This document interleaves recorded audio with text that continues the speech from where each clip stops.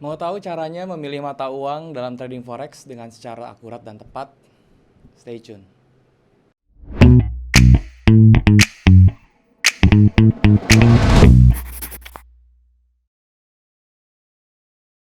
Halo teman-teman, balik lagi sama gue Daryl di This is Dari Channel. Dan hari ini kita kembali lagi ke Forex Series ya teman-teman ya. Dan pada materi kali ini gue akan ngomongin tentang currency atau mata uang ya. Yang kita tahu ya teman-teman ya, kalau misalnya kita trading forex, tentu yang kita tradingin itu adalah currency atau mata uang ya. Itu bisa US dollar, bisa euro, bisa Canadian dollar, Aussie dan lain-lain banyak ya. Nah, di sini gue akan kasih kalian tips bagaimana cara memilih mata uang ya. Tips yang pertama teman-teman perhatikan jam tradingnya ya teman-teman. Kalau misalnya teman-teman trading euro ya berarti teman-teman tradingnya itu di jamnya euro.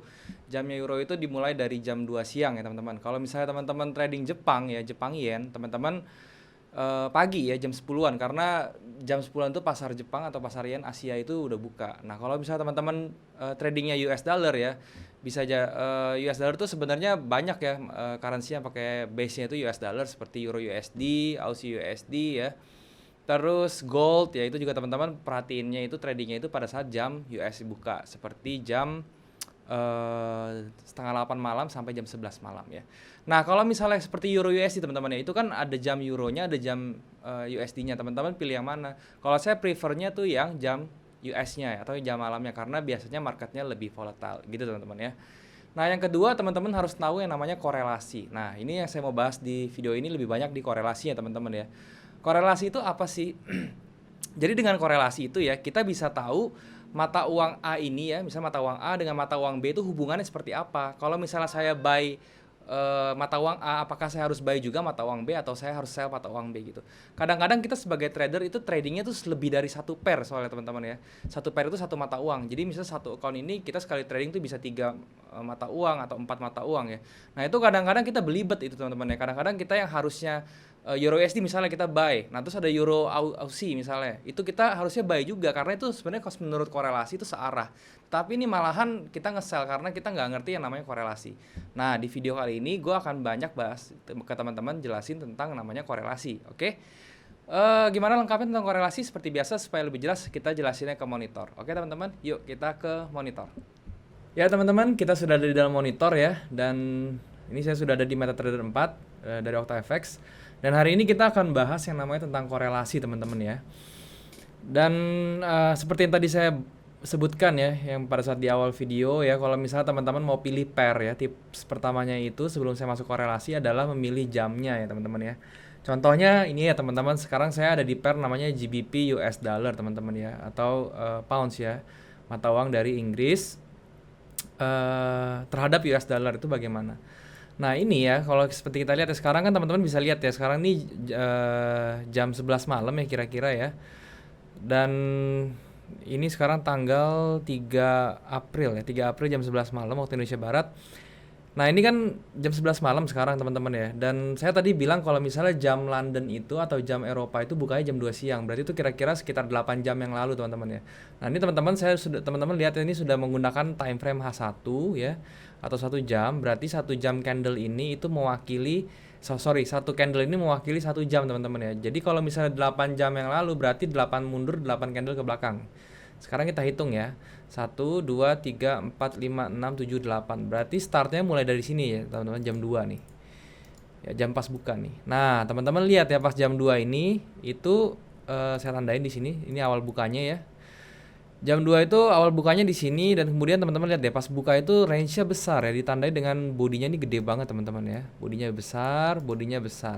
Dan ini biasanya 2 jam pertama ini memang transaksinya gila-gilaan ya kalau misalnya di mata uang yang terkait ya. Jadi kalau misalnya jam Eropa buka ya berarti mata uang yang ada di Eropa itu yang terpengaruh ya, seperti GBP, Euro ya, Euro USD dan lain-lain. Pokoknya yang berhubungan dengan Eropa ya. Swiss franc itu juga terpengaruh gitu ya.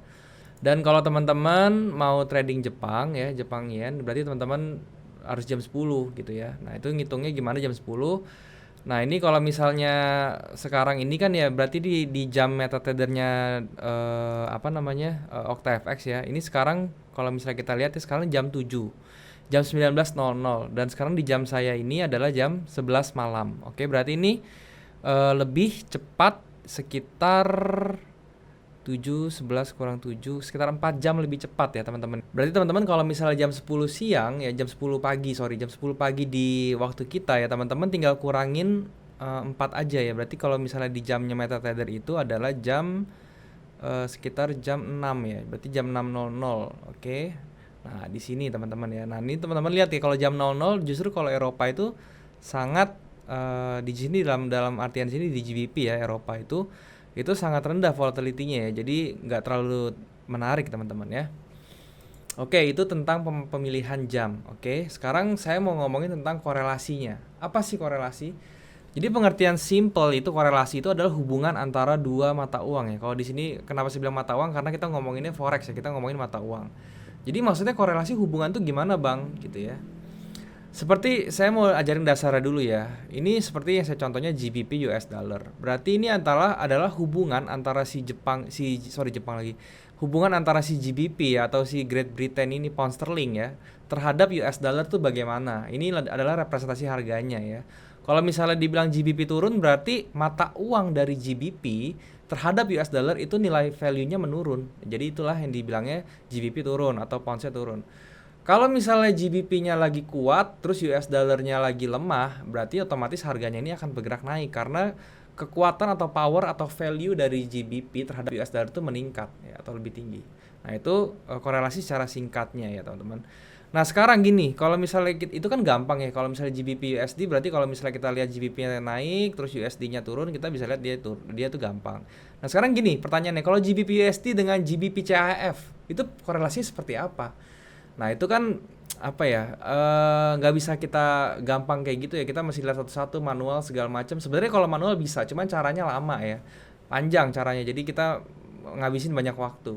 Nah, di sini saya mau ngasih lihat teman-teman ya, apalagi teman-teman yang suka kalau tradingnya itu mata uangnya banyak ya. Kalau saya kan tradingnya paling mata uang 1 atau 2 atau 3 paling banyak gitu ya. Kalau misal, tapi saya ada lihat ya, trader-trader itu yang trading itu sekali trading banyak ya, mata uangnya bisa 10 mata uang tuh di tradingin semua gitu ya. Nah, itu sebenarnya kalau dia ngerti konsepnya ya nggak apa-apa, itu sah-sah aja, dan dia ngerti money managementnya ya itu nggak apa-apa sih sebenarnya. Trading style orang-orang beda-beda. Tetapi yang harus dipahami adalah korelasi kalau mau trading banyak mata uang. Kenapa? Karena jangan sampai kasusnya, dalam kasus ini misalnya saya beli nih, saya buy GBP USD sekarang, misalnya saya buy ya. Saya buy GBP USD terus saya tradingin lagi, misalnya ada yang GBP Aussie nih. Nah, GBP Aussie nih harusnya korelasinya positif, harusnya saya buy juga. Kalau misalnya GBP USD yang GBP-nya kan, kalau GBP USD buy, saya berharapnya atau saya melihatnya itu GBP mata uangnya kuat kan.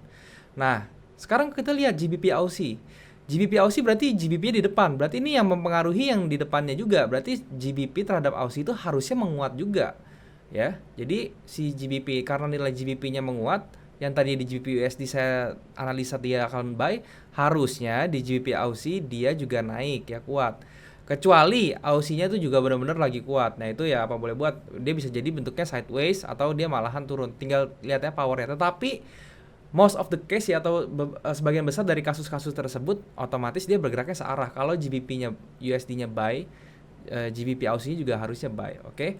Tetapi kalau misalnya kita masih kurang yakin ya, ini saya mau kasih tahu teman-teman, ada namanya satu tools teman-teman, yang namanya forex calculator ya. Jadi forex correlation calculator itu gunanya untuk menghitung korelasi antara semua mata uang. Oke, nah ini sebenarnya menghemat waktu kita banyak ya. Jadi ini toolsnya bagus banget ya teman-teman ya. Nah, toolsnya apa? Teman-teman bisa cek ya di sini ya. Nah, ini teman-teman bisa lihat ya. Saya ada website namanya investing.com, teman-teman. Sekali lagi, ini website yang saya sampaikan ini bersifat gratis ya. Jadi teman-teman nggak usah bayar. Teman-teman begitu udah lihat investing.com seperti ini ya, teman-teman ke tools, teman-teman ya, ke tools ini. Terus teman-teman klik yang namanya forex correlation. Oke, ini saya klik seperti ini, teman-teman. Nah, dia akan muncul seperti ini pairnya. Oke. Nah, sekarang gini. Sekarang kita harus menentukan dulu ya, kita tuh tradingnya di time frame berapa. Kalau saya tadi yang teman-teman lihat ya di di OctaFX saya ya, sebentar. Nah, teman-teman balik lagi OctaFX saya lihat ya, ini sekali lagi saya tradingnya tuh GBP USD di time frame H1, oke? Berarti saya tradingnya itu entry point saya di H1 nih, gitu ya.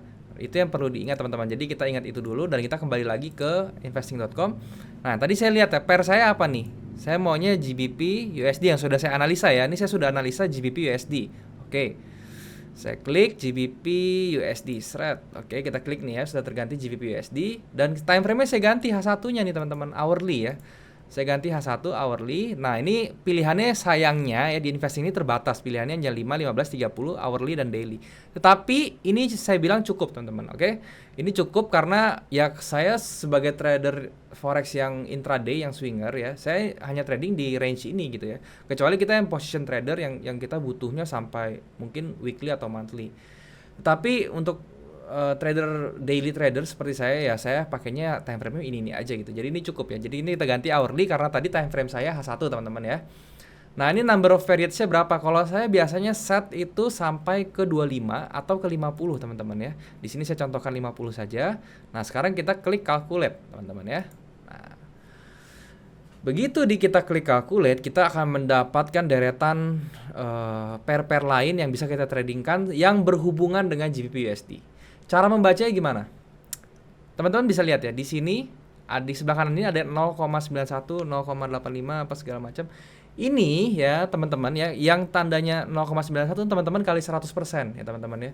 Kalau misalnya teman-teman kali 100%, 0,91 dikali 100% itu akan mendapatkan 91%, 0,85 dikali 100 jadi dapatnya 85% gitu ya. Teman-teman melihat terjemahkan dulu ini dalam persen. Dan di sini teman-teman lihat, di sini ada yang positif, yang 0,0, ada yang minus nih teman-teman ya, minus 0,1, minus 0, sekian, minus 78 gitu ya. Bedanya apa? Bang, ini Bang, plus sama minus. Kalau plus berarti korelasinya itu berbanding lurus teman-teman, oke? Berbanding lurus maksudnya seperti apa Bang? Jadi gini, kalau misalnya GBP USD-nya ini naik ya, dia tuh harganya naik, analisa kita naik, berarti si NZD USD ini juga naik. Nah, itu namanya korelasi positif, oke? Dan yang kedua yang minus ini itu namanya adalah korelasi negatif, teman-teman ya. Nah, korelasi negatif itu apa Bang maksudnya? Kebalikannya ya. Kalau GBP-nya itu kita naik, berarti kalau korelasi negatif itu berarti mata uang ini akan turun. Oke?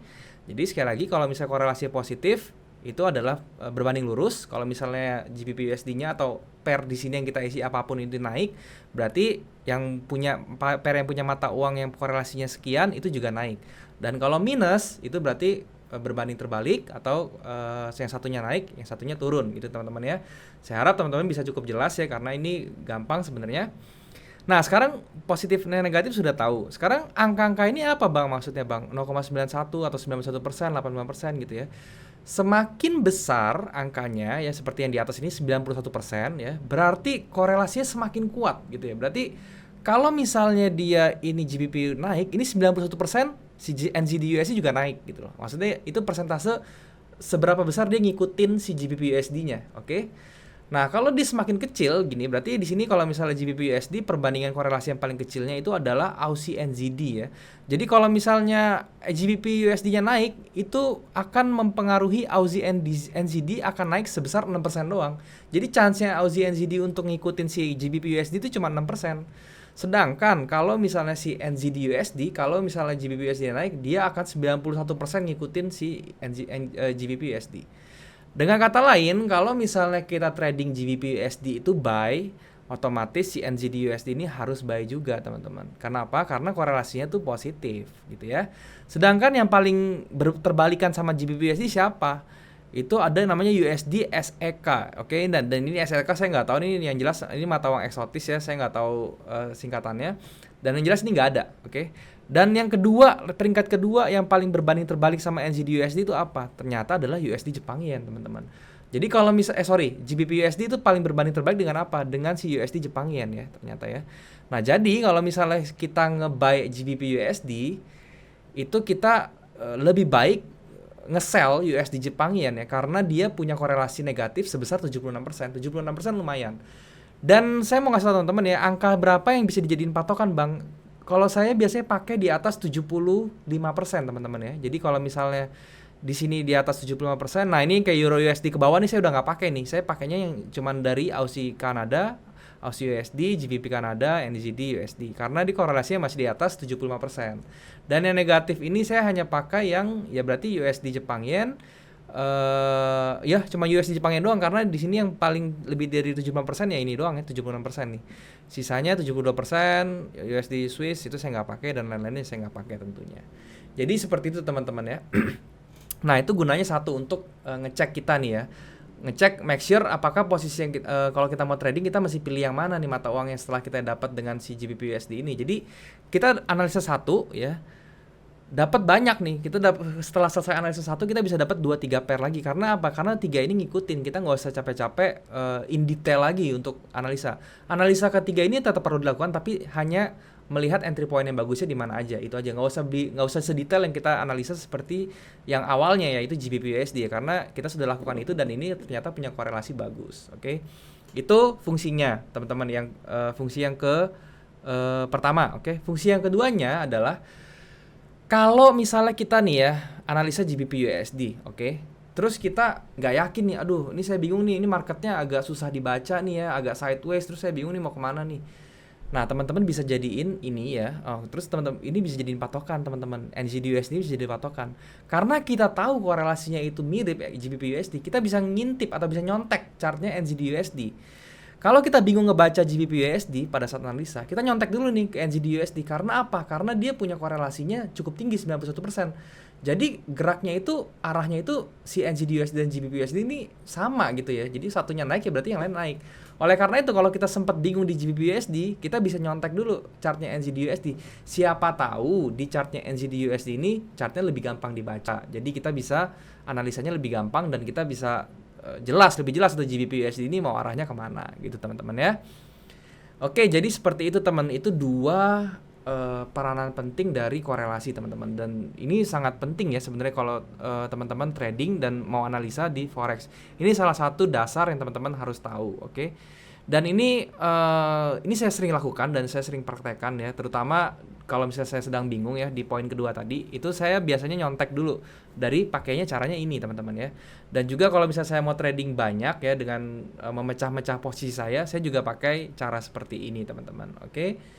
Nah teman-teman mungkin segitu dulu teman-teman ya, dan saya mau ingetin juga nih teman-teman, jangan lupa teman-teman nanti saya ada live trading ya di forex tanggal 9 April ya, dan juga tanggal 23 April.